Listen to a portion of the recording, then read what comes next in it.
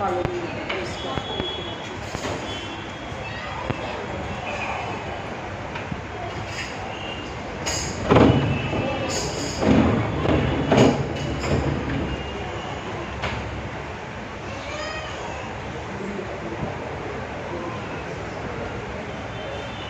Hallelujah, hallelujah, praise God. सबको जय मसीह की। Once again, this is Reverend Timothy greets and welcomes you all in the sweet name of Lord and Savior Jesus Christ. Hallelujah.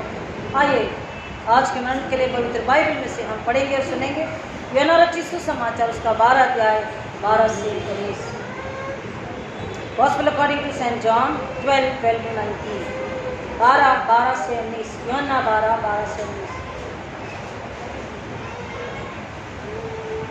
तो सबसे पीछे जो बच्ची बैठी है सामने आओ, सबसे लास्ट। हाँ आप ही।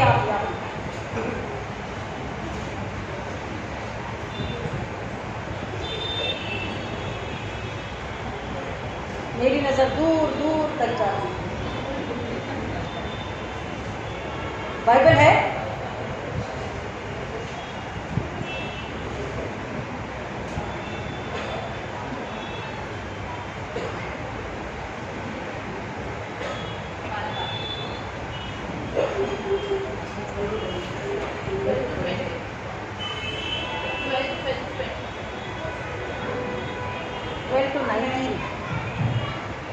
बारह से 19। मैं आपके सामने यूहन्ना रचित सुसमाचार इसका 12वां अध्याय 12 से 20 पढ़ूंगी। दूसरे दिन बहुत से लोगों ने जो पूर्व में आए थे यह सुना कि यीशु यरूशलेम में आ रहा है, इसीलिए उन्होंने खजूर की डालियां उठाई और उससे भेंट करने को निकले और पुकारने लगे, होशाना, धन्य इस्राएल का राजा जो प्रभु के नाम से आता है। जब यीशु को गधे का एक बच्चा मिला तो वह उस पर बैठ गया, जैसा लिखा है,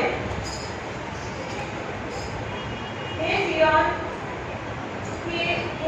की बेटी, मत डर, देख तेरा राजा गधे के बच्चे पर चढ़ा हुआ चला आता है। उसके चेले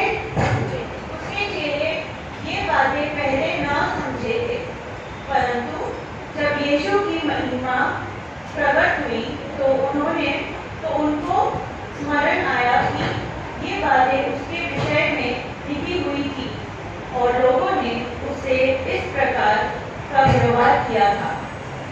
तब भीड़ के उन लोगों ने गवाही दी जो उस समय उसके साथ थे, जब उसने लाजर को कब्र में से बुलाकर मरे हुओं में से जिलाया था। इसी कारण लोग उससे भेंट करने को आए थे, क्योंकि उन्होंने सुना था कि उसने यह आश्चर्य कर्म दिखाया है। तब फरीसियों ने आपस में कहा, सोचो तो सही कि तुमसे कुछ नहीं बन पड़ता। देखो संसार उसके पीछे हो चला है।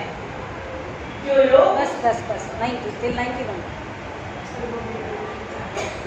प्रभु परमेश्वर अपने वचन के पढ़े और सुने जाने पर आशीष दे। आमीन। आइए प्रार्थना करें।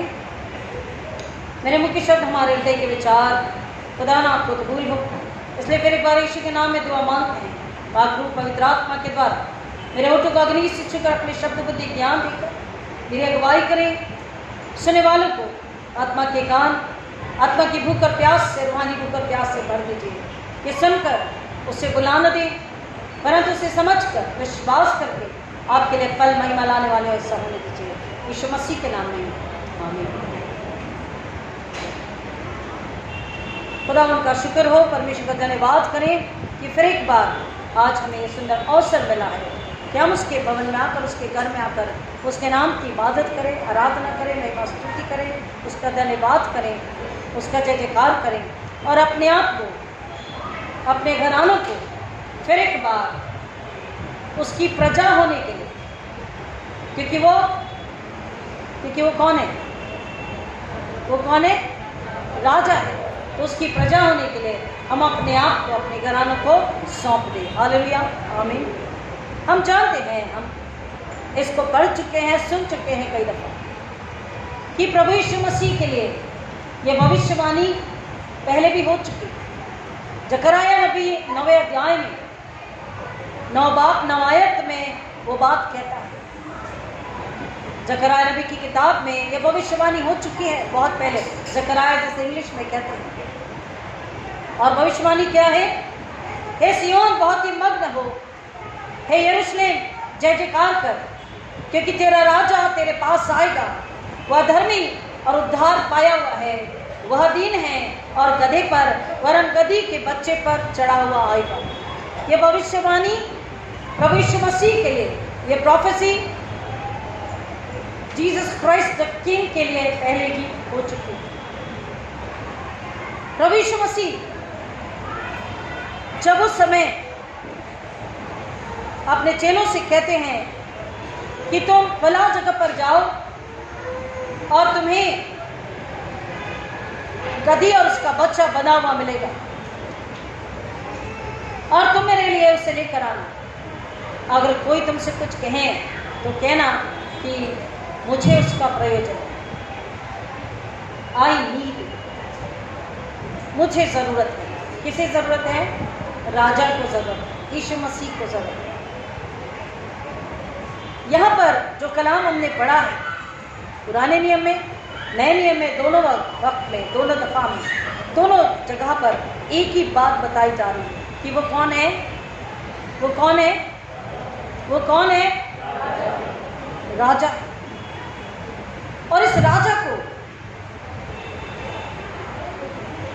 लोगों की जो उम्मीद थी, लोगों की जो सोच थी, कुछ लोगों ने अपनी योजना पहले ही बना ली थी कि हम इस भविष्य के राजा के साथ में, उसके साथ मिलकर क्या करेंगे, क्या करने वाले हैं। क्योंकि अभी अपने कलाम को सुना कि कुछ लोगों ने आश्चर्य को देखा, कुछ लोगों ने सुना और कुछ लोगों ने कहते हुए सुना। जिन्होंने सुना उन्होंने फिर एक बार और बताया, और जो आश्चर्य यीशु को करते लोगों ने देखा। कुछ लोगों की बड़ी चाहत थी कि ये जो राजा है इसके साथ नहीं, सुनिए ध्यान से, इस राजा के साथ नहीं, परंतु इसकी मार्फत से, इसके द्वारा, थ्रू हिम, हम अपने काम करवाएं, हम इसे रोमी सम्राट से भिड़वा देंगे। यह हमारे लिए लड़ेगा, यह हमारे लिए बोलेगा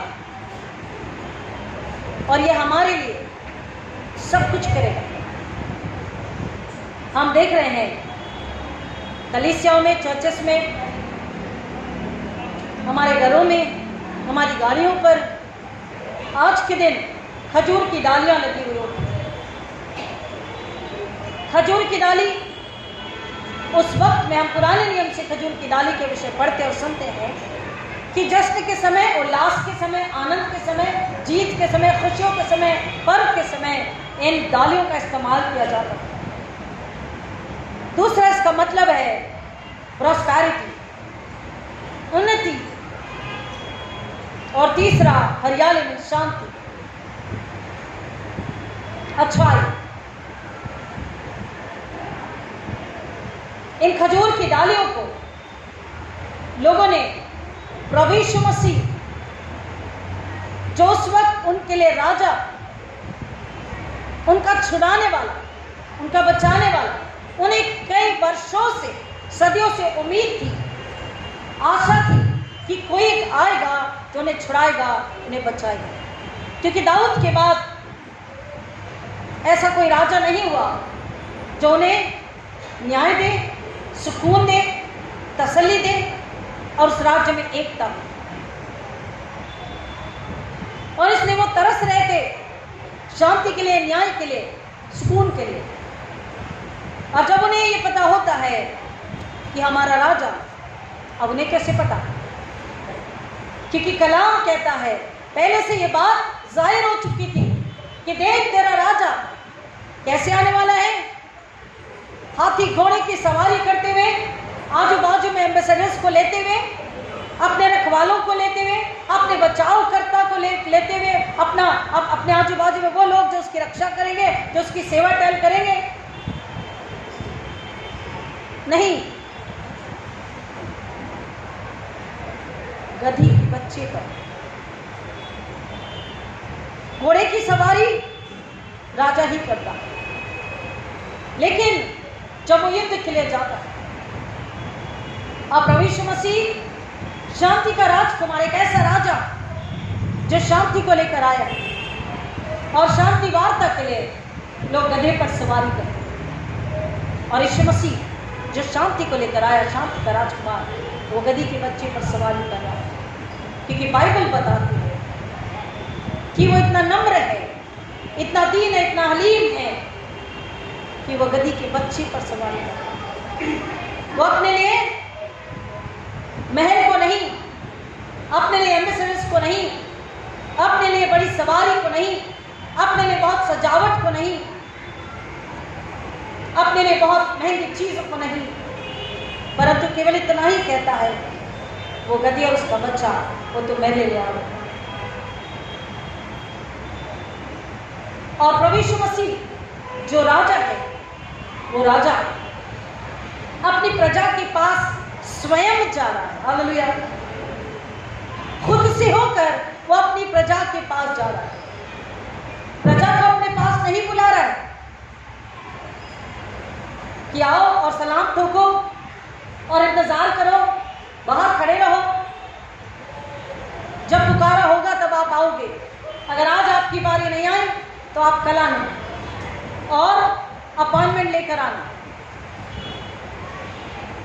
ये राजा अपनी प्रजा की, अपने लोगों की फिक्र करते हुए, उनसे मोहब्बत करते हुए, उनसे कंसर्न रखते हुए उनके पास खुद से चल कर आ रहा है।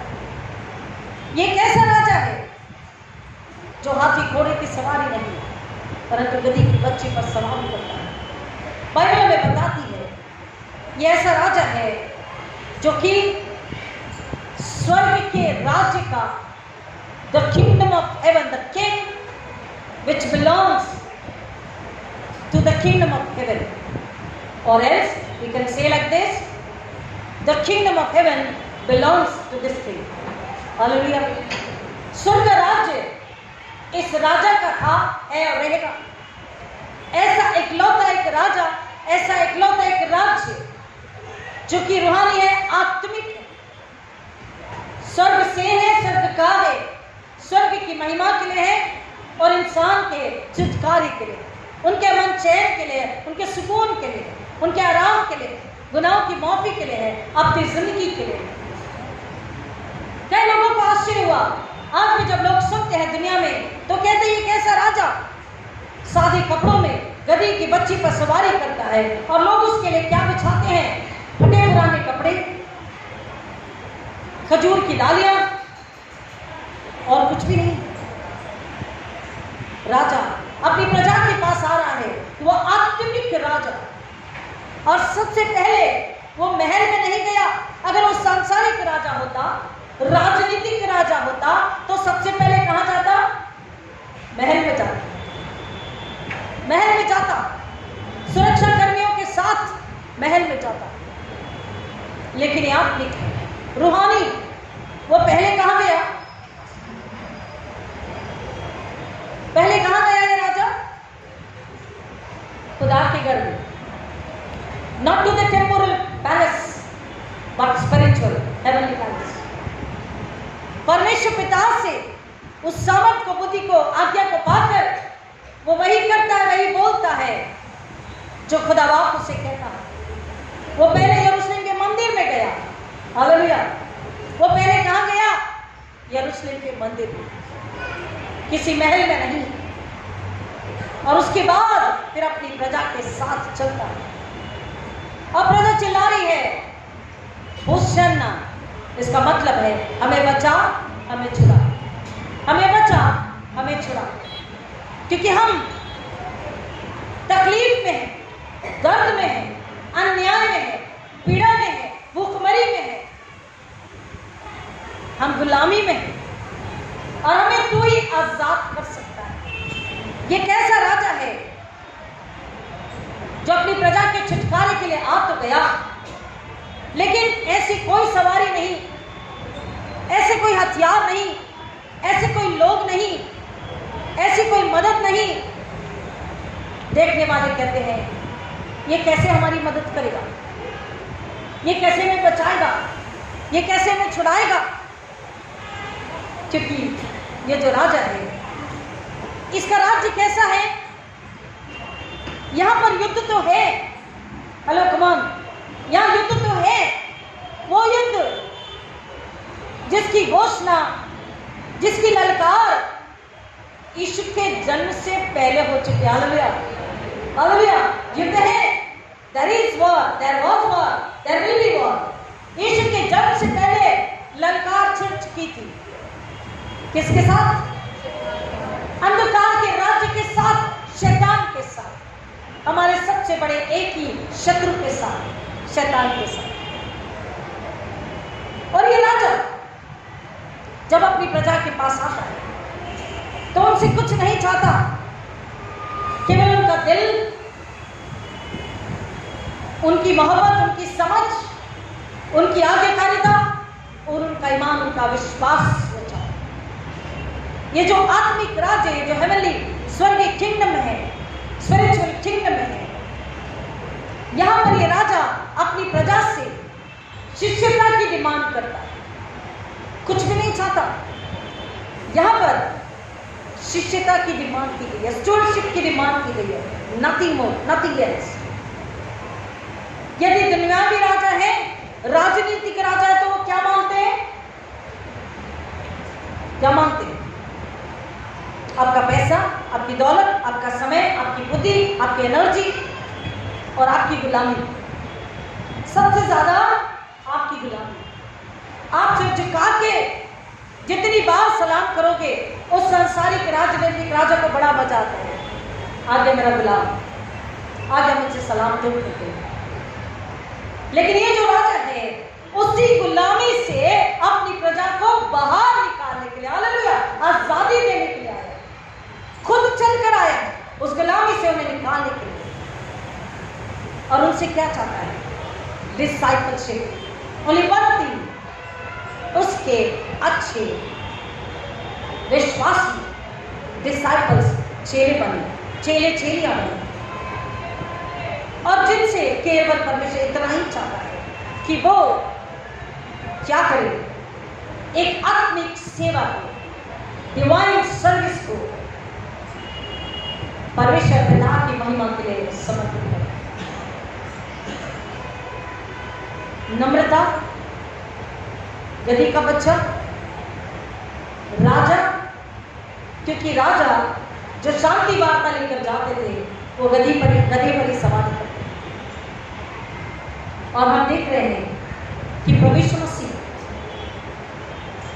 जो आत्मिक राजा है, अपने किंगडम में क्या चाहता है?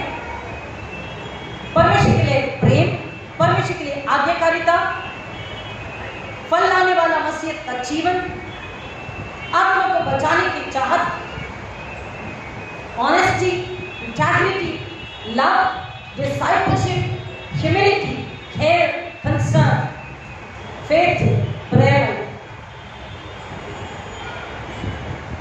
concern for each other, love for each other। एक दो रोज पहले हम एक घर में उपवासकालीन दिनों की प्रार्थना के लिए गए थे, तो वो बता रहे थे हमारे बटाला में हमारे पासवान जब जमात चर्च में आती है तो वो उनसे पूछते हैं, हाय बड़ा हालेलुया गा रहा है, बड़ी दुआ कर रहा है, तेरा पड़ोसी कौन है तुझे पता है? बड़े नारे लगा रहे हैं। अपने पड़ोसी से बात करी, अपने पड़ोसी को good morning praise the Lord बोला, अपने पड़ोसी से हाथ मिलाया, अपने पड़ोसी को माफ किया, अपने पड़ोसी के गुनाह की माफी के लिए दुआ करी।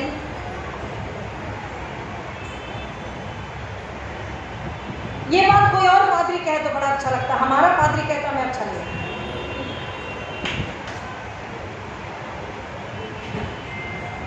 यही बात हमारा जो पादरी है वो कहे तो हमें बड़ा गुस्सा आता है, बड़ा बुरा लगता है, लेकिन कोई और पादरी कहे हाँ बहुत अच्छी बात है। ये तो बाइबल नहीं कहती। ये बात मैंने अपनी कलीसिया से हमेशा कही कि जब आप कभी ये साफ सफाई के लिए आते हैं या प्रैक्टिस के लिए आते हैं या WSS मीटिंग के लिए आते हैं या मैथ की मीटिंग के लिए आते हैं, संडे स्कूल की प्लानिंग के लिए आते हैं, मैंने हमेशा मेरी कलीसिया से नागपुर में कहा, आपसे अब तक नहीं कहा लेकिन आज कह रही हूँ, मैं हमेशा मेरी कलीसिया से कहती थी कि जब भी आप आए अदर देन संडे को तो आपको करना है, लेकिन अदर देन संडे आप कभी भी कोई चर्च में आ गए तो आप चलते चलते होता है, चलते चलते हमारा हाथ बेंच पर चला जाता है या हम आकर बेंच पर बैठ जाते हैं, तो आप याद करें ये इस बेंच पर कौन बैठता है, इस बेंच पर कौन बैठता है, किसका परिवार बैठता है। और जब आपको याद आ जाए कि यहाँ पर फला व्यक्ति, फलाने अंकल आंटी या ब्रदर या सिस्टर बैठते हैं या कोई बच्चा बैठता है या कोई बुजुर्ग यहाँ बैठते हैं, तो आप क्या करो, आप क्या करो, इस बेंच पर मैं बैठ गई, इस बेंच पर बैठ गया मैं, यहां तो वो बैठते हैं,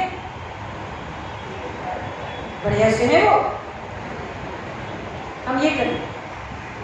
खुदा क्या कहता है, वो राजा क्या कहता है, अगर तुम्हें याद आए इस बेंच पर वो बैठते हैं तो तुम क्या करो, वहीं बैठ जाओ और खुदा से कहो, खुदा ये मेरे भाई ये बहन है, आपके बच्चे, आपकी कलीसिया के लोग हैं, एक ही परिवार एक ही खानदान के लोग हैं, हमारे भाई बहन हैं, हम इनके लिए दुआ करते हैं, हम इनके लिए माफी मांगते हैं, हम इनके लिए तौबा पश्चाताप करते हैं, हम इनके लिए विश्वास को मांगते हैं, आपसे संगति को मांगते हैं, आपके साथ और 2 कदम आगे बढ़ेंगे हम मांगते हैं। अगर एक पीछे हैं, शर्माते हैं, डरते हैं, तो हम मांगते कि आगे आए, दुआ करें, बाइबल पढ़े, गीत गाएं, गवाही दें, हालेलुया, आमीन। हम जब उस बेंच पर उस व्यक्ति को याद करते, उस घराने को याद करते हुए दुआ करते हैं बिना किसी को बताए, आप और पाक रूह मददगार वो दो ही वहां हैं, और खुदा बाप खुदा मनुष्य आपको सुन रहे, आपको देख रहे हैं। अगर दिल से आई दुआ, रूह से आई दुआ, वो दुआ सुनी जाए, हालेलुया, वो दुआ सुनी जाए। वो व्यक्ति अगर गुलामी में है, पाप की गुलामी में है, अधर्म की गुलामी में है, गुस्से की गुलामी में है, किसी की सिखाई पढ़ाई बातों पर वो सिर्फ नॉमिनल चर्च में आकर आराधना कर रहे, सिर्फ आकर हाजिरी लगा के जा रहे, लेकिन रूहानी रूप से खुदा से मोहब्बत करते हुए आराधना इबादत के लिए चर्च में अगर नहीं आ रहे, तो उनके लिए दुआ मांगे कि खुदा ये बंधन को हम यीशु के पुनरुत्थान के सामर्थ में तोड़ते हैं, शैतान को कर्स करते हैं। ये बच्चा, ये जवान आज बंधन में किसी की सीख में चल रहा है या चल रही है। खुदा का कलाम कहता है हम प्रार्थना करें कि खुदा उन्हें बचाए, क्योंकि आप ही ने कहा है यीशु कि ठोकर खाना और ठोकर खिलाना दोनों क्या है, न ठोकर खाओ न ठोकर खिलाओ। अगर हम किसी को ठोकर खिला रहे हैं कि मत जाओ चर्च में, मत आराधना करो, हमारी नहीं सुनी गई, तो ये गलत है। चर्च में, इस घर में किसकी सुनी जाएगी, किसकी इच्छा पूरी होगी, किसकी इबादत होनी चाहिए, किसकी मर्जी चलनी चाहिए, केवल और केवल उस राजा की जिसकी हम प्रजा है, हालेलुया। और यही बात वो हमसे चाहता है, एक सच्ची शिष्यता जिसमें पवित्रता हो और जो फल को लाने वाली परमेश्वर प्रभु यीशु मसीह के गुणों पर, उसके कदमों पर, उसके पद चिन्हों पर चलकर उसी का आदर्श, उसका नमूना सामने रखते हुए फल लाने वाली शिष्यता। और अब इस राजा का राज्य कैसा है, ना वहां पर आर्मी है, ना वहां पर तलवार है, ना वहां पर वकील है, ना वहां पर लॉज की बड़ी बड़ी मोटी मोटी किताबें हैं, ना वहां बैरिस्टर्स है, कुछ भी नहीं। तो फिर राजा के राज्य में है क्या, कोई तो कानून होना चाहिए। कलाम कहता है उसका कानून हमारे दिलों की पटियाओं पर लिखा हुआ, हालेलुया। उसका कानून, उसका लॉ आप जमात में हम सब के दिलों की पटियाओं पर लिखा हुआ है। और वो कानून क्या है? मैं पाक हूं, तुम भी पाक बनो। मैं हलीम हूं, तुम भी हलीम बनो। मैं सत्य हूं, तुम सत्य की राह पे चलो। मैंने जीवन दिया, तुम मौत में मत आओ। मैंने अपनी जिंदगी मुफ्त में दी, सेंटमेंट में दी, तुम भी बाहर जाकर उसे मुफ्त में सेंटमेंट में बांटो। तलवार की जरूरत नहीं है। युद्ध तो है, मैंने पहले ही कहा अपने इंट्रोडक्शन में, युद्ध तो है, लेकिन युद्ध कैसा है? शांति से, दुधारू तलवार वचन से, प्रार्थना से, दुआ से, हमारे दृढ़ विश्वास से और हमारे समर्पण से। अगर हम उसको अपना राजा मानते, हमारी जो आत्मा है, हमारा जो दिल है, हमारी जो रूह है, उसमें उसका खौफ, उसके लिए मोहब्बत और कॉन्शियसनेस जिसे कहते हैं ईमान, हमारा जो ईमान है अगर वो जिंदा है, हमारी रूह, हमारी आत्मा अगर जिंदा है, तो जो हमारी पटिया पर उसने नियम कायदों को लिख दिया है, उस पर ईमान रखते हुए अपने कॉन्शियस में, अपने ईमान में, अपने आत्मा में जिंदा रहते हुए हम उसके लिए आत्मा को बचाकर आज्ञाकारिता में सुसमाचार को सुनाने वाले बन जाते हैं। हालेलुया। क्योंकि हमारा फर्ज क्या है? प्रजा का फर्ज क्या है? यीशु मसीह ने आत्माओं को बचाने के लिए अपनी जान जूस के पास में आया और फिर प्रभु यीशु मसीह ने कहा कि तुम जाओ और जगत के कोने कोने में जाकर मेरे नाम का प्रचार करो। आज मुझको और आपको जगत के कोने कोने में हम नहीं जा सकते, लेकिन अपने घर पर बैठे हम लोगों को गुलामी के बंधन से, जकड़न से निकालने के लिए दुआ जरूर कर सकते, तौबा पश्चाताप उनके लिए जरूर कर सकते, रोजे उपवास जरूर कर सकते, अपने घरानों के साथ मिलकर हम उनके लिए दुआ कर सकते। फिर ये राजा क्या चाहता है अपनी प्रजा से? ये धर्मी राजा, ये न्यायी राजा अपनी प्रजा से क्या चाहता है? कि उसकी प्रजा का, उसकी आत्मा का, उसकी रूह का एक ही एम होना चाहिए, एक ही चाहत होनी चाहिए, एक ही लालसा होनी चाहिए, एक ही भूख और प्यास होनी चाहिए हम प्रजा की, उस राजा के लिए। और वो चाहत, वो एम, वो लगन, वो क्या होनी चाहिए? वो एक, उसकी महिमा, उसका जलाल, उसकी ग्लोरी। हम ऐसा जीवन जिए, उसकी प्रजा उसमें चलकर ऐसा जीवन जिए कि उसकी महिमा निकले हर काम में, हर बात में, हर चाल चलन में, स्वभाव में, एटीट्यूड में। जब हम बाहर निकले तो लोग जाने, हाँ ये मसीह घराना जा रहा है, आज चर्च जा रहा है। इनके हाथों में देखिए बाइबल है, इनके हाथों में मोबाइल नहीं है, इनके हाथों में बाइबल है।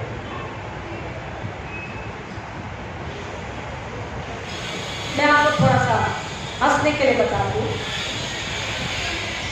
मुक्ति दिलाई चुनाव गीत को जब गाते हैं, क्रूस पर अपना खून बहाया, सारा छुटाया, सारा छुटाया। सुंदर सा गीत चल रहा था, कलीसिया भी गा रही थी, पीछे बैठे एक शख्स से 12 बज रहे हैं, डिक्की में मटन खराब हो सकता है। आज का तो पता नहीं, लेकिन पहले जब घर से लोग निकलते थे तो थैली लेकर निकलते थे कि जाते जाते गोश्त ले लेंगे, डिक्की में रख देंगे, या आते आते ले आएंगे। अब आते आते ले आएंगे तो थोड़ा बासा मिलेगा, लेकिन पहले ले लेंगे तो ताज़ा फ्रेश गोश्त मिलेगा, जैसा चाहिए वैसा मिलेगा। तो बहुत सुंदरता से, जैसे हमारा बच्चा बजाता है, ऐसे बजा रहे, गा रहे, झूम रहे, खुश है लोग। अब आदत में बिल्कुल मग्न हो चुके, तल्लीन हो चुके। लेकिन कुछ लोग अपनी डिक्कियों में, अब तो धूप के दिन है, पेट्रोल डीजल की गाड़ी वैसे ही होगी कि गर्म हो जाती है और धूप ऊपर से है, देख के मैं मटन रखा है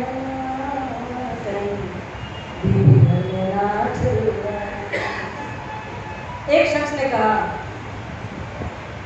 मैं चर्च आया आता हूँ, मैं भी आती, नहीं आप घर पे रहो, तुम घर पे रहो, बहुत टाइम हो जाता है, बढ़िया से गोश्त ले आता, तुम पकाना, सारा पका के रखो, रोटी पुलाव सैलेड एवरीथिंग सब कुछ, बस मटन लाओ, मसाला भी रेडी करके रखना और आते ही बस उससे धो के डाल दो। अब वो मुक्ति दिलाई सुना, पादी साहब प्रीच कर रहे हैं और गीत चल रहा है, लोग उसमें गुम हो चुके हैं। तो वो शख्स को घड़ी जैसा उन्होंने देखा, सामने भी घड़ी लग के देखा, बेबी चिल्लाए क्या जवाब मुक्ति दिलाए कृष्णा शांति कहाँ से लाए। ये हकीकत है, ये कड़वा है लेकिन हकीकत है। कुछ लोगों की सब्र की मतलब क्या कहें, बर्दाश्त के बाहर तो कह भी देते हैं कि भाई इतना लेट कर दिया कि डिक्की में रखे रखे हमारा गोश्त चले आधा वैसे ही पड़ गया।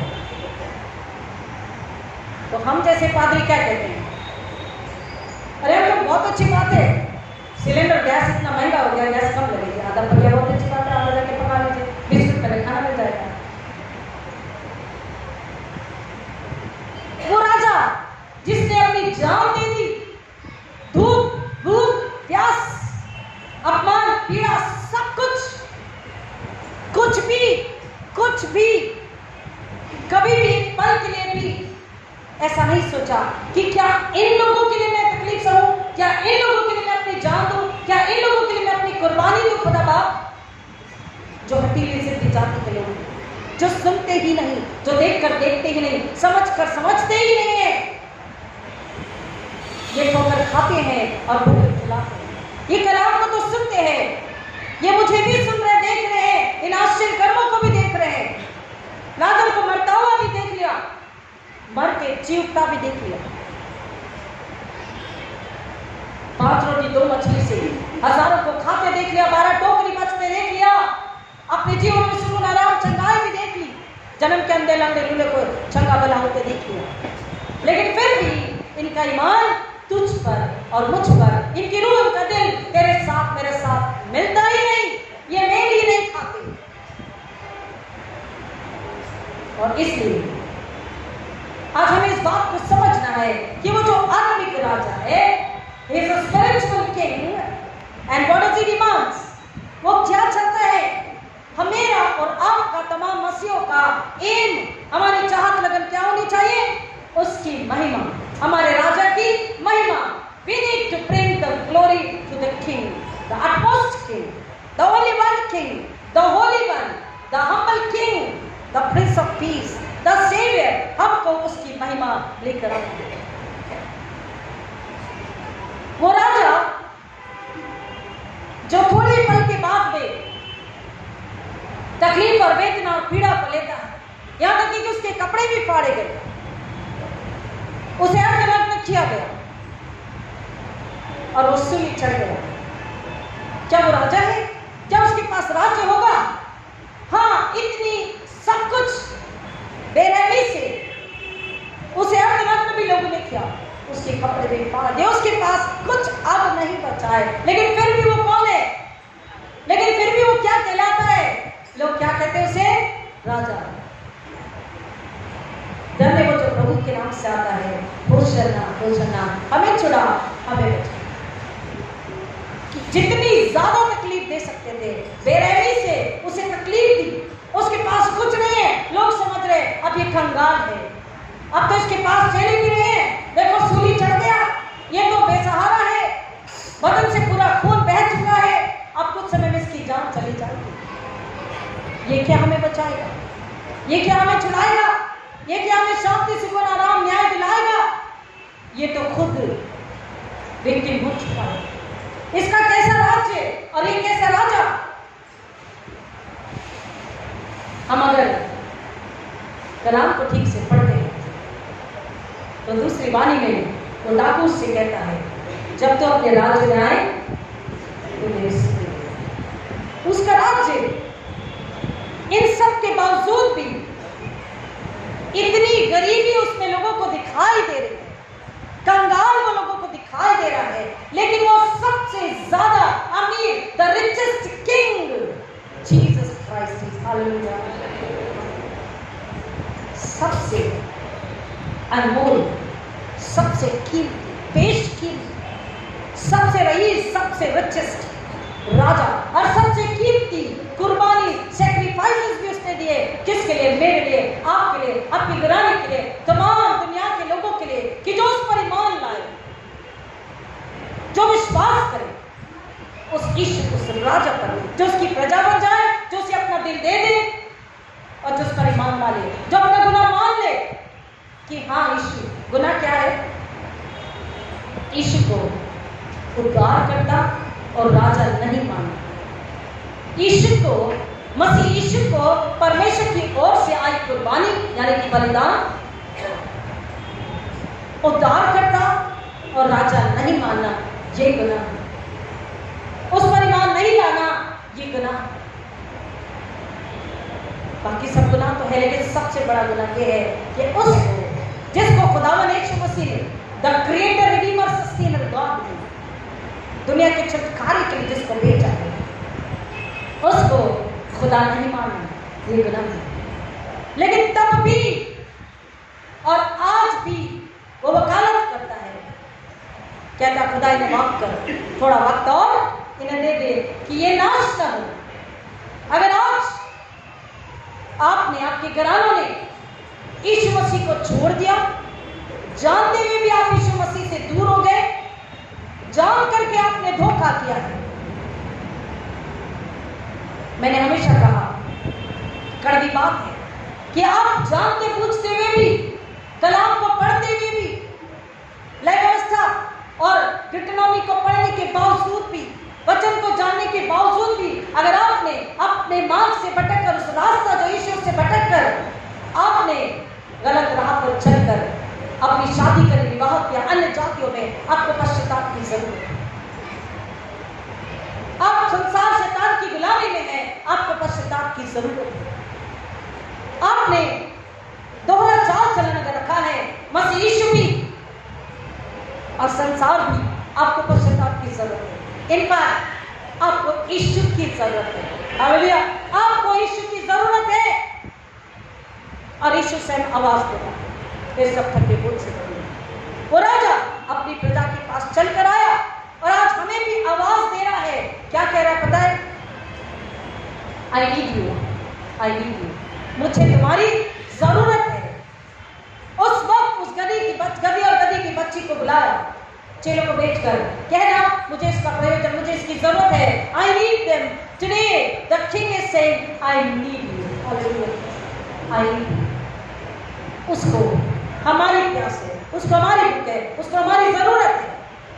काहे के लिए?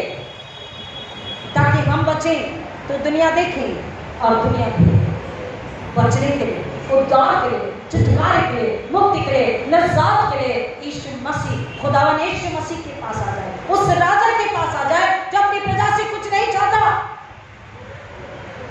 हर राजा क्या चाहता है? कि मेरे देश में, मेरे राष्ट्र में रेवेन्यू हो, उपज हो, मेरी प्रजा मुझे दे, टैक्सेस दे, वगैरह वगैरह। लेकिन ये राजा ना टैक्सेस मांगता, ना रेवेन्यू मांगता, कुछ नहीं मांगता, बल्कि रेवेन्यू में इस दुनिया को देता है। और क्या देता है? Grace abundant, hallelujah, grace abundant, बहुतायत का फजल, अनुग्रह पर अनुग्रह देता है। आज भी अनुग्रह पर अनुग्रह दे रहा है, फजल पर फजल, grace upon grace. The gracious grace today is pouring for you to become humble, to introspect, and to confess, and to repent, and come out victoriously in the hands of the Holy Spirit. To take the baptism of the fire of the Holy Spirit and become closer. Be one, united with God Jesus, the King, the Prince of Peace. Hallelujah. वो राजा क्या देते हैं? Grace abundant, बहुतायत का फजल, अनुग्रह पर अनुग्रह, divine grace वो राजा लेकर के आए। कुछ भी नहीं मांगता, लेकिन उसके बावजूद भी आज कलीसियाएं कहाँ है, आज जवान बेटे बेटियां कहाँ है। सुबह में जब हम नारे लगाकर फेरी लगाकर आए और जब मैंने प्रार्थना के बाद देखा तो मैंने देखा, मैं पूछने वाली थी मेंबरशिप रिकॉर्ड कमेटी कौन है, क्या हमारे यहाँ इतने मेंबर हैं? Oh my God, oh Jesus thank you, इतने मेंबर है हमारे सोशल सिस्टम, इतने मेंबर है हमारे। रिकॉर्ड कमेटी चेयरमैन किधर है? इतने मेंबर है हमारे, और भी है, वो हमारा नहीं है, लेकिन मैंने तो 3 महीने में इतने नहीं देखे। तो क्या हम सिर्फ फेस्टिवल्स के क्रिश्चियन हैं? हम सिर्फ फेस्टिवल्स के क्रिश्चियन हैं क्या? क्योंकि आज पाम संडे है, क्योंकि अब गुड फ्राइडे होगा, क्योंकि अब रेजरेक्शन संडे होगा, उसके बाद कुछ नहीं होगा, फिर तो हम घर में रहेंगे, फिर हम नवंबर से आना शुरू कर देंगे। क्या हम ऐसी प्रजा है उस राजा की? क्या हम ऐसे बेटी बेटियां उस खुदावंत के? क्या हम ऐसी कलीसिया उस यीशु की? क्या हम ऐसी दुल्हन है उस मसाया की, जिसने हमें बचाने के लिए अपनी जान को दे दी, हमें सुंदर बनाने के लिए कुरूप बन गया। The grace divine in revenue he brings for you and me. और हम क्या करते हैं? केवल कर्मों में आते, उसमें भी हम अपने आप को जांचते परखते रहेंगे। अगर वो राजा है तो आज मैं और मेरा घराना, हम कलीसिया उसकी प्रजा है, तो प्रजा को कैसी होनी चाहिए? क्या हमने अपने आप से कभी सवाल पूछा? अगर हमारे जीवन में तकलीफ, संकट, बीमारी, परेशानी, महामारी है, परिवारों में आपस में प्रेम नहीं है, परिवार अगर टूटे हैं, कलीसिया अगर टूटी है, कलीसिया में अगर प्रेम नहीं है, कलीसिया में अगर एक दूसरे के लिए धीरज, बर्दाश्त की, सब्र की आदत, स्वभाव, चाल चलन अगर नहीं है, तो क्यों है? हमने कभी सोचा, कभी पूछा अपने आप से, दूसरों से नहीं। अगर मुझे किसी ने कुछ कह भी दिया, अगर मुझे सामने नहीं भी बुलाया, अगर मुझे कमेटी में नहीं भी लिया, अगर मुझे गीत गाने के लिए नहीं भी बोला, अगर मेरा अपमान भी कर दिया, तो भी इस भवन में मैं जाऊंगा अपने घराने के साथ, मैं जाऊंगी अपने घराने के साथ, क्योंकि उस व्यक्ति के लिए, उस कमेटी के लिए, उस पासवान के लिए हम चर्च नहीं जाते। हम किसके लिए जाते हैं? हम किसके लिए उसके घर में आते हैं? खुदावन की महिमा के लिए, उसके जलाल के लिए, उसके अंदर सिताइश के लिए, उसका शुक्रगुजारी करने के लिए। क्योंकि इस घर का बाप कौन है? ये किसका घर है? खुदा बाप का घर, ना मेरे बाप का, ना तुम्हारे बाप का। मैंने हमेशा कहा कलीसिया से, ये घर में आने से आपको कोई नहीं रोक सकता, फिर आप क्यों नहीं आते? आपको किसने रोका है? एक ही सवाल का जवाब एक ही है कि शैतान ने आपके दिलों में, आत्माओं में, पैरों में बेड़ियां डाल दी। वो राजा आया कि आपकी बेड़ियों को तोड़े। किसी ने कुछ कह दिया, किसी ने कुछ कह दिया, हम चर्च में नहीं जाते। तो ये चर्च किसका है? आप दो लोगों का है जो आप झगड़ रहे हैं, या एक दूसरे से रंजिश में बैठे हैं? ये घर तो याद कीजिए प्रियो, शनिवार से शुक्रवार से याद करना शुरू करें किसके घर में जाना है। दाऊद कहता, जब किसी ने ये मुझसे कहा आओ आओ कलीसिया के घर को चले, क्या कहता दाऊद? जब किसी ने ये मुझसे कहा आओ प्रभु के घर को चले, जब किसी ने ये मुझसे कहा आओ प्रभु के घर को चले, मेरा मन आनंदित हुआ, मेरा मन झूमने लगा, मेरा मन आनंदित हुआ, मेरा मन झूमने लगा। मैं तो प्रभु के घर को चला, मैं तो प्रभु के घर को चला, मैं तो प्रभु के घर को चला, मैं तो प्रभु के घर को चला। झूम झूम कर नाचते हुए, गाते हुए अपने यीशु से मिलने चला, अपने यीशु से मिलने चला, अपने यीशु से मिलने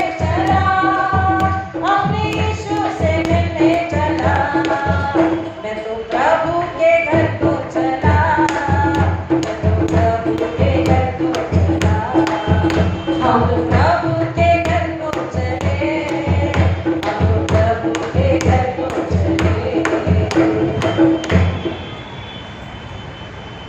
हम फ्राइडे से पूरे वीक से ये तैयारी क्यों नहीं करते, आपस में एक दूसरे से घर में बात क्यों नहीं करते, फोन करते तो बात क्यों नहीं करते कि रविवार के दिन खुदा बाप के घर जाना, हालेलुया। रविवार के दिन यीशु राजा के घर जाना, आमीन, हालेलुया। रविवार के दिन मददगार को साथ लेके जाना, hallelujah. That is the path through Holi spirit. और काहे के लिए जाना है? अपनी रूह को भरने के लिए, अपनी रूह को आईना दिखाने, अपने आप को धोने, अपने आप को नया बनाने, खुदा से मिलकर, खुदा से बढ़कर, पाक कलाम रूह से, यीशु से बढ़कर घर आने के लिए, ताकि हम, खुदा क्या चाहता है, उसके शागिर्दों की एक ही चाहत, एक ही एम होना चाहिए, खुदा बाप की स्तुति, महिमा, आदर, जलाल। हम अपने आप को ढूंढे, हम उसकी कैसी प्रजा है। राजा तो बाप को आज्ञाकारी रहा, पूरी हनेली से अपनी जान दे दी प्रजा को बचाने। प्रजा क्या करती है? मुझे चर्च में नहीं जाना, मुझे प्रैक्टिस में नहीं जाना, मुझे कमेटी में नहीं जाना, मुझे इबादत में नहीं जाना, मुझे किसी के घर दुआ के लिए नहीं जाना, मुझे पासवान से भी नहीं मिलना, मुझे किसी की नहीं सुनना, क्योंकि मेरी नहीं सुनेंगे। कमान कमान। अब भी हम इतने इतने इतने अज्ञानी हैं, इतने दूर है इस राजा से कि हम समझ ही नहीं पा रहे कि खुदा बाप के घर में क्यों जाया जाता है। और इसलिए मैंने हमेशा कहा, जब भी चर्च में आए या गलती से उस जगह बैठ जाए जहां कोई और बैठता है, उसे याद करें और उसके लिए दुआ करें। प्रियो, जब हम उस व्यक्ति के लिए दुआ करते हैं, अपने आप हमारा दिल साफ हो जाता है, मोहब्बत से भर जाता है, प्रेम से भर जाता है, अपनेपन से भर जाता है, फिक्र से भर जाता है, और उसके लिए हमारे दिल में इज्जत और आदत पैदा हो जाती है। हमारे दिल से वो कड़वाहट भी निकल जाती है। अगर इतने लोग पाम संडे में आ सकते हैं, अब इससे ज्यादा लोग गुड फ्राइडे में आ सकते हैं, फिर उससे ज्यादा रिजरेक्शन संडे में आ सकते हैं, उससे ज्यादा क्रिसमस में आ सकते हैं, तो हर रविवार को क्या बाइबल अलग अलग बदल जाती है? क्या बाइबल टुकड़ों में बट जाती है? क्या कि नाना जी काहे 3 संडे जाए? बड़ी दूर से आते, तो बड़ी दूर से पाम संडे में बिताते, बड़ी दूर से क्रिसमस में बिताते। बुरा न माने, तो हम बड़ी दूर से क्रिसमस में अगर आते तो क्यों आते? या तो खुदा पे एहसान करें या खुद पे एहसान करें, लेकिन फिर भी वैसे ही वापस जाते हैं। अगर पर्वों में, फेस्टिवल्स में भी आप अगर बदल के चले जाए और घरानों को, खानदानों को बदल दे, तो राजा खुश हो जाए। Hallelujah, hallelujah. और राजा को खुशी मिलेगी। क्या हम पर्वों के ईसाई? तो क्या राजा से बढ़ का राजा है? सुनिए ना, अगर राजा से बढ़ का राजा है, Christmas, good Friday, palm Sunday, good Friday, resurrection Sunday, baptism, confirmation, शादी और मैयत, 8 हो गए, गिनती बराबर है। तो अगर इन 8 में ही खुदा अपनी सांसें, अपनी बरकत, अपनी आशीष, अपनी सुरक्षा, अपनी शांति दे, तो बाकी दिनों में भूखे मरे, भिखारियों से भी बदतर इतने कपड़े पड़ जाएंगे हमारे, ना खाने को होगा ना पानी होगा। तो खुदा कहेगा मैं छत का एक कोना कोना कोना तोड़ देता हूँ। देखिए वो खुदा है, कुछ भी कर सकता है, कुछ भी कर सकता है। जब वो देना जानता है तो लेना भी जानता है। अगर आप बाहर ही चर्च में आना है तो कह रहा मैं 80,000 करोड़ की आशीष क्यों दूं? उसे दो ना जो अपने राजा के लिए खुशहाल है और उसकी महिमा लेकर आता है। क्योंकि इस किंगडम में एक ही चाहत है कि उसके शागिर्द, उसके चेले चलिया, उसके घराने, उसकी कलीसिया का एम, उसकी महिमा हो, उसके लिए महिमा लेकर आए, पवित्रता के साथ, आदर के साथ उसकी सेवा, आराधना, इबादत करें। और जो गुनहगार है उनके लिए वो जो डिवाइन ग्रेस है वो उसकी छांव में आ जाए और उसकी छाया में आकर सुकून को पाले, गुनाह की माफी पाले, अपनी जिंदगी को पाले और उसका जलाल फिर एक और को बताए। हालेलुया। उसका ग्रेस फिर और को बताए और उस आत्मा और स्वरूप को भी नाश होने से बचाए। क्रूस की छाया तले रूह ताजा हो गई, ये रूह ताजा हो गई।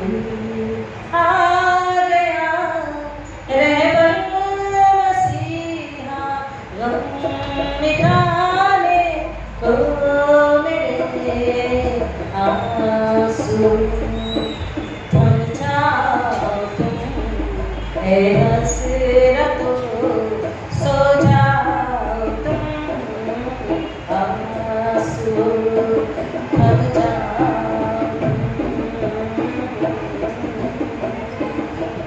इम्तिहान का ये सफर था और गमों का सिलसिला, और गमों का सिलसिला। आ गया शाफी मेरा गम मिटाने को, मेरे आंसू थम जाओ, ये हसरतों सो जाओ तुम, आंसू थम जाओ।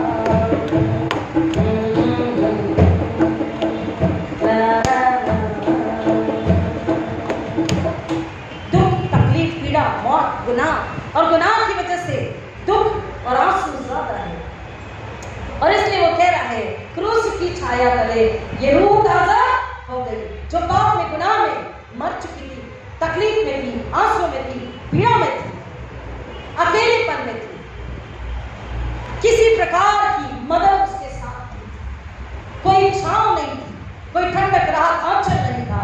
अब वो क्रूस आंचल बनकर, माँ का आंचल बनकर, छाया बनकर, ठंडक सुकून बनकर, मुआफी बनकर, खुशहाली बनकर, जिंदगी बनकर, प्रेम मोहब्बत बनकर, जीवन बनकर, वो क्रूस की छाया हमारे लिए, क्रूस की छाया तले ये रूह ताज़ा हो गई। आ गया रहबर मसीह, शाफी मेरा जिंदगी देने के लिए, मौत से निकालने के लिए, वो राजा गुलामी से निकालने के लिए। अगर आज हम फिर भी किसी गुलामी में हैं, अगर इस वक्त भी बैठकर हम आजादी को नहीं ढूंढ रहे, आजादी के लिए नहीं सोच रहे, अगर आज फिर भी यहाँ बैठ कर भी, इतना सुन कर भी हम अपने मनों का अगर कठोर कर रहे हैं, तो फिर इतना जरूर याद रखना, इसके बाद कोई राजा नहीं आएगा तुम्हें बचाने के लिए, तुम्हें छुड़ाने के लिए, तुम्हें गुनाहों से मुआफी देने के लिए। और इसके बाद दरवाजा बंद हो जाएगा और वो कहेगा मैं तुम्हें नहीं चाहता। फिर रोए सिर पटके और फिर भी दोष देंगे, फला व्यक्ति की वजह से मैं लुट गया, मेरे पाप क्षमा नहीं, फला पासवार की वजह से ये हो गया। उस वक्त जब फिर पीट कर कलाम तुम्हारे सामने आया, बाथरूम बता रहा था, तब तुमने ठोकर खाई और ठोकर खिलाई। उस राजा के लिए कलाम क्या कह रहा प्रियो, हमको समझना है, उसकी प्रजा हमको बनना है, उसकी कलीसिया, उसकी दुल्हन हमको बनना है। हम दुनिया के नियम को मानते हैं, मोदी जी ने जो नियम दिए, सरकार ने जो नियम दिए मानते हैं, टैक्सेस भरते हैं, सड़क नियम को मानते हैं, ट्रैवलिंग के सारे rules regulations we follow, we are ready to follow, very humility, बड़ी नम्रता के साथ में, राइट। स्कूल कॉलेजेस के नियम मानते हैं, सरकार के नियमों को मानते हैं, लेकिन राजा, खुदावंद राजा यीशु का जो नियम है, नम्रता, पवित्रता, सादगी, विश्वास, प्रार्थना का जीवन, सच्चाई का जीवन, हम उसको नहीं चाहते। वो कह रहा है अगर आज भी ऐसी गुलामी है तो उस क्रूस की छाया के पास आ जाए, अब वो तुम्हें क्षमा करने के लिए तैयार है। लास्टली जब वो राजा है तो ना एम्बेसडर, ना आर्मी, ना तलवार, ना युद्ध, ना लहू का बहाना, ना रोना, ना तकलीफ, ना मौत। इस राजा ने अपनी प्रजा को बचाने के लिए किसी का लहू नहीं बहाया, कोई युद्ध के अस्त्र शस्त्र नहीं मांगे, कोई युद्ध की तैयारी के लिए उन्होंने आर्मी नहीं चाहिए और दुश्मन को आर्मी के भरोसे नहीं ललकारा। हालेलुया। खुदा बाप रूहानी ताकत के बल पर, कुव्वत के बल पर शैतान को ललकारा और उसे कुचल दिया, और हमें भी वही कुव्वत, वही ताकत मिली। उस राज्य में, उस राजा के राज्य में प्रजा के लिए कोई आंसू, कोई दर्द, कोई तकलीफ, कोई शर्म नहीं है, क्योंकि और राज्यों में प्रजा शर्म में जीती है, तकलीफ में जीती है, गुलामी में जीती है, पीड़ा में जीती है, भूखमरी में जीती है, अन्याय को सहती है। लेकिन ये राजा है जहां पर कोई आंसू, कोई दर्द, कोई पीड़ा, कोई मौत, कोई स्त्री विधवा नहीं होती, किसी माँ का बच्चा छीना नहीं जाता, किसी बहन का भाई नहीं मरता। गलत कह रही, इस राजा ने किसी को भी मौत, तकलीफ, पीड़ा नहीं दी। इस राजा ने केवल अपने लहू में, अपनी कुर्बानी में जीवन को दिया और बहुतायत के जीवन को दिया, सुकून दिया, शांति दिया, आराम दिया, आजादी दिया, आनंद दिया, बहुतायत का आनंद दिया, बहुतायत की खुशी दी। और ये राजा क्या चाहते, हम जो शागिर्द हैं, हम जो खेल चाहिए, हम जो उसकी कलीसिया है, पूरी ईमानदारी से उसको आदर्श, उसका नमूना सामने रखते हुए उसकी महिमा के लिए, जैसा राजा वैसी प्रजा होनी चाहिए, जैसा राजा वैसी प्रजा होनी चाहिए। दुबई में चाहिए, ईरान इराक में चाहिए, कुवैत में चाहिए, अंडमान निकोबार में चाहिए, फ्रांस में चाहिए, चाइना में चाहिए, जापान में चाहिए। आपको वहां के जो कायदे कानून है उसको लोग वैसे एग्जैक्टली फॉलो करते हुए मिलेंगे। क्यों? क्योंकि अगर उसे फॉलो नहीं करेंगे तो उनकी गर्दन कट जाएगी। इतनी कड़ी सजा है वो लोग, और हमें लोग बड़े खुशी से बताते, बड़े अहम से बताते कि नहीं नहीं वहां के कायदे कानून बहुत अच्छे, बहुत ऐसे कड़े नियम हैं, और वहां पर लोग इसे फॉलो करते हैं। लेकिन कलाम क्या कहता है, जो खुदावंद यीशु ने जो रूल्स रेगुलेशंस दिए हैं उसको अगर तुमने अब तक भी फॉलो नहीं किया तो फिर भी मैं आखिरी बार आवाज दे रहा हूं। आखिरी बार क्यों? क्योंकि कल का ना मुझे पता ना आपको पता। आखिरी बार वो कहता फिर भी आवाज दे रहा हूं, आप बेटे घर लौटा। आखिरी बार वो राजा अपनी प्रजा को आवाज दे रहा कि मेरे पास आ जाओ, ताकि तुम्हारी गुलामी से, तुम्हारी बदसूरती से, तुम्हारी शर्मिंदगी से जो गुनाह की वजह से है, तुम्हारी मौत जो गुनाह की वजह से है, तुम्हारा दर्द, आंसू, पीड़ा, वेदना, अलगाव, लोगों से अलगाव जो गुनाह की वजह से है, शैतान ने तुम्हें गुलाम कर रखा, मैं उससे तुम्हें निकालना चाहता हूँ आज और अब इसी वक्त। हालेलुया। हमारी क्या चाहते हैं? हम उसकी प्रजा है, जैसा राजा है वैसे अगर प्रजा नहीं है तो हमारा आराधना करना व्यर्थ है, चर्च में आकर बैठना व्यर्थ है, अपने आप को मसीह कहना व्यर्थ है। हमारा पहला आखिरी एम खुदा यीशु की महिमा होनी चाहिए, उसका जलाल होना चाहिए। जैसा राजा उसके नियम पर अगर प्रजा चलती है तो इनाम के हकदार है, अन्यथा आप सोच लीजिए आपका हर्षिया, क्योंकि कलाम ये भी कहता है कि वो फसल रखने वाला है, वो अनुग्रह देने वाला है, वो दयालु कहते हैं, लेकिन उसके क्रोध से हमें कोई बचा नहीं सकता। जब उसका न्याय और दंड होगा तो हम बच नहीं पाएंगे। चुनाव हमारा है, दंड चाहिए, मौत चाहिए या माफी चाहिए, जीवन सुकून चाहिए, खुदा के साथ संगति चाहिए, या हमेशा हमेशा के लिए उस आग में चलना है। खुदा वचन की गहराई में जाने आशीष करे। आमीन। खुदा फिर एक बार शुक्रगुजारी में आपसे दुआ मांगते हैं, हमारी कलीसिया अपनी समझ, अपनी बुद्धि, अपने ज्ञान, अपने प्रेम, अपनी मोहब्बत से भर दीजिए कि एक ही बात को याद रखें, एक ही जुनून हो कि मुझे मेरे राजा की तरफ बनना है, मुझे मेरे राजा के लिए महिमा लेकर आना है, मुझे मेरे राजा के बताए रास्तों पर चलना है, और मुझे मेरे राजा से प्रेम मोहब्बत करनी है, और उसके लिए एक आत्मा को बचा कर लेकर आना है, मेरे राजा के लिए, मेरे घराने को मुझे बचा कर लेकर आना है, ताकि मेरे राजा का बलिदान, कुर्बानी व्यर्थ न जाए, परंतु उसके सूल्य से बहा पाक लहू, जिंदा लहू, समर्थी लहू एक और आत्मा को बचा सके, और मैं उसके लिए महिमा लाने वाला उसका शागिर्द, उसके विश्वासी जन, उसकी कलीसिया, उसके दुल्हन हम कहला सके। खुदावन सबों के लिए इसी फजल को मानते जो पहले बार सुन रहे हैं, उन्हें यीशु के लहू में विशेष छुपा के और मांगते पिता कि उनकी चाहत को, लालसा को बढ़ाइए,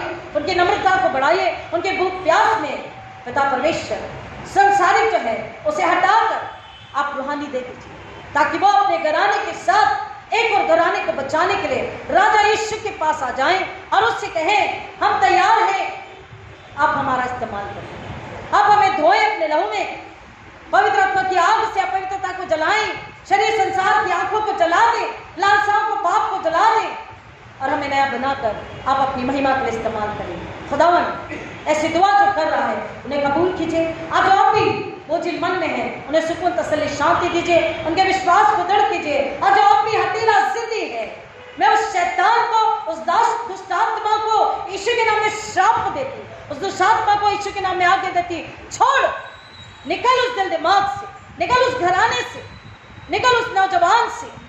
और खुदावन उस घराने को, उन सबों को हम यीशु के हाथों में पाक रूह के द्वारा देते कि वो बचें, औरों को बचाएं और खुदावन यीशु की सलीब को महिमा मिले। यीशु राजा है, हम उसकी प्रजा है।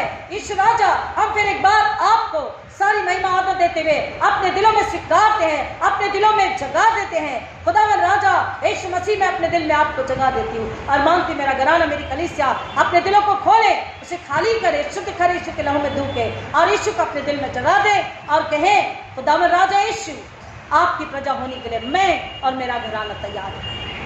आप हमें इस्तेमाल करें, हम गद्या पड़े, आपको महिमा मिले, ऐसा हो यीशु मसीह के नाम में, आमीन। और अब हमारे पुनरुत्थित प्रभु यीशु मसीह का अनुग्रह, परमेश्वर पिता का प्रेम, पवित्र आत्मा की संगति और शांति आप सबों के साथ हमेशा हमेशा बनी रहे, आमीन। God bless you.